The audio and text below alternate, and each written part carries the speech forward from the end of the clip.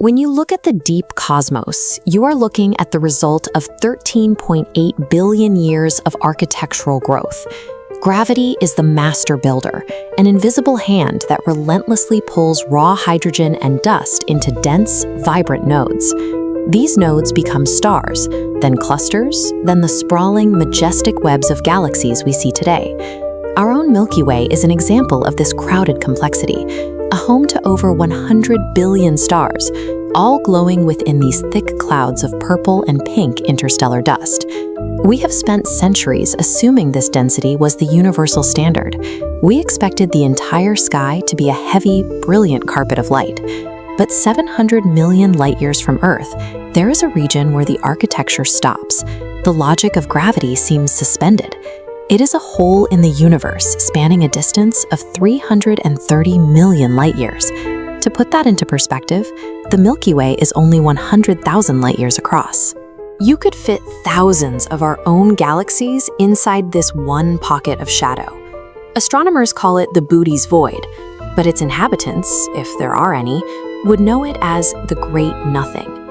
It is a vast, terrifying expanse of pure darkness that challenges every assumption we have about how the universe is built. To understand the psychological weight of this void, imagine our own planet was placed at its center. For the early astronomers of Earth, looking through their glass lenses from rooftops, the sky would have been a terrifying empty black. No stars to navigate by, no constellations to name, and no neighboring planets to observe. If we lived in the center of the Boötes Void, we wouldn't have discovered other galaxies until the 1960s, when technology moved beyond visible light. We would have believed we were entirely alone in a dead, empty universe for our entire history. This level of vacancy is more than just a curiosity, it is a structural impossibility. Throughout the rest of the observable universe, matter follows a predictable distribution pattern. Space is supposed to be a web of connected filaments, not a hollow shell. When we find a hole this large, we must ask if this is a natural formation or a massive, unexplained disruption in the cosmos. Science is built on the reliability of numbers. By analyzing the density of the universe elsewhere, cosmologists can create a 3D volumetric grid to project what a specific region should contain. When we apply these equations to a sphere 330 million light-years wide, the result is clear. Based on the standard distribution of matter, this spatial sector should contain a minimum of 2,000 distinct glowing galaxies.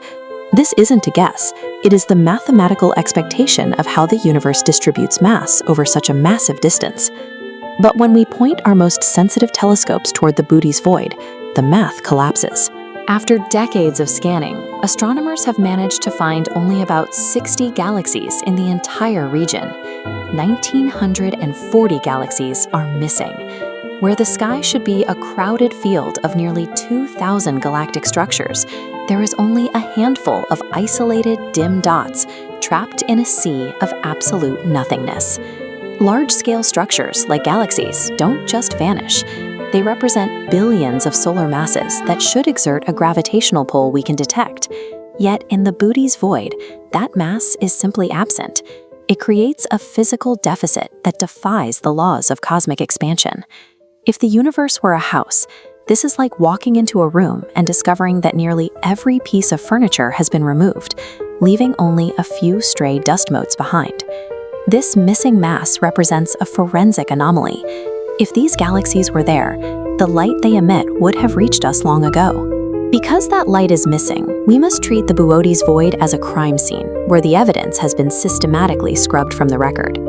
The standard scientific explanation for this void involves the slow merger of smaller microvoids. Astronomers suggest that perhaps, over the eons, small pockets of empty space drifted together, eventually forming this singular, massive hole. It is an attempt to explain the Boötes Void through the same slow, natural processes that filled the rest of the universe. However, when we look at these two intersecting timeline bars, the theory falls apart. The top bar represents the known age of our universe, 13.8 billion years. The bottom bar shows the calculated time it would take for gravity and cosmic expansion to naturally merge enough microvoids to create the Boötes anomaly. That calculation stretches out into the hundreds of billions of years. The universe simply hasn't existed long enough for a hole this large to form on its own. This is a mathematical wall that mainstream science cannot climb. If the universe is 13 billion years old, but the Boötes Void requires 80 or 100 billion years to form naturally, then the formation cannot be natural.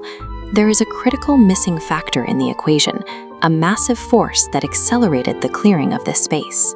When nature is ruled out by the clock, we are left with only one logical path. If the universe hasn't had the time to grow a hole this big, then something, some agency, must have carved it out by force. To understand what that force might be, we have to look at the Kardashev scale. Proposed by Nikolai Kardashev in the 1960s, it is a way to measure a civilization's power based on how much energy it harnesses. A Type 1 civilization uses the energy of its planet. A Type 2 uses the total output of its star. But a Type 3 civilization has moved beyond a single star system. They are a highly advanced galactic species, capable of harvesting and controlling the total energy output of an entire galaxy. The primary tool for this kind of energy harvesting is the Dyson sphere. It is a massive, artificial metallic shell built to completely enclose a star. Once the shell is closed, the star's light can no longer escape into the surrounding space. It is all captured and converted into power for the civilization's machines. From the outside, the star doesn't just dim, it disappears. It becomes a ghost, invisible to any telescope looking for visible light. Now imagine this process applied to an entire sector of the sky. If a Type 3 civilization began expanding through the Boötes region, they wouldn't just enclose one star, they would enclose billions. They would move from one galaxy to the next, building these shells around every available energy source. The missing 1940 galaxies may not have been destroyed or moved. They might still be exactly where they belong, humming with activity behind a trillion metallic walls. This would explain why we see a void. We aren't looking at empty space. We are looking at the dark side of a completed engineering project. These galaxies are invisible because every photon they produce is being used as fuel. Under this new model, the massive darkness isn't a simple lack of matter, but a solid wall of high-efficiency engineering. The stars are still there. We just can't see them through the hunter's tools. The Boötes Void is the largest structure in our sky, and it may be entirely artificial. But why would a civilization hide itself so completely? The answer lies in a terrifying survival strategy called the dark forest theory. In this model, the universe is a dark forest filled with armed hunters. Every civilization is a hunter, creeping through the trees like a ghost. Because resources are finite and expansion is inevitable, any civilization you encounter is a potential threat to your own survival. In this forest, the only way to stay safe is to be the predator or to stay silent. If you make a sound, you reveal your position. If you reveal your position, you will be eliminated by someone more advanced who cannot risk you becoming a competitor. This results in a predatory cosmic sweep, where a dominant civilization systematically silences its neighbors to ensure its own territory remains secure. If a Type 3 civilization requires thousands of galaxies to fuel its growth, it doesn't find them empty, it takes them. This turns the Boötes Void into a map of conquest, a physical footprint of a civilization that expanded by erasing everyone else. The void is a crime scene because it represents the total displacement of thousands of independent galactic systems in favor of a single, massive, energy-hungry empire. The silence of the void isn't peaceful, it is the silence of a graveyard. It is a violent warning to the rest of the universe. The hunter has already claimed this sector, and anything that makes noise within it is simply more fuel for the machine. For most of our history, humanity has lived in blissful ignorance of these possibilities. We have looked at the darkness and seen only beauty, never stopping to consider that the silence might be a survival tactic used by everyone else. We have assumed that if there were others out there, they would want to be found. In 1974, we decided to break the silence. Using the massive Arecibo radio telescope, we actively broadcasted our exact galactic coordinates into deep space.